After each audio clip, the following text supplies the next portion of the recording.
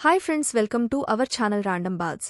ఎవరు కొడితే దిమ్మ తిరిగిపోతుందో వారే సన్ రైజర్స్ ఆటగాళ్లు. హైదరాబాద్ అంతటా వర్షం పడితే సన్ రైజర్స్ ఓపెనర్లు మాత్రం రాజీవ్ గాంధీ అంతర్జాతీయ స్టేడియంలో సునామీ సృష్టించారు. బౌండరీల వర్షంతో పరుగుల వరద పాలించారు. ఈ బౌండరీల దెబ్బకు లక్నో అబ్బా అనక తప్పలేదు. హైదరాబాద్ ఓపెనింగ్ బ్యాటింగ్ని చూసిన కేఎల్ రాహుల్కు సైతం దిమ్మ తిరిగిపోయింది. దెబ్బకు ఏం మాట్లాడాలో తెలియలేదు. అలా ఊచకోతతో చరిత్రలో మరో రికార్డు విజయాన్ని అందుకున్నారు. హైదరాబాద్ ముందు లక్నో జట్టు ఉంచిన 166 పరుగుల లక్ష్యాన్ని సన్ రైజర్స్ హైదరాబాద్ కేవలం 58 బంతుల్లోనే ఛేదించారు.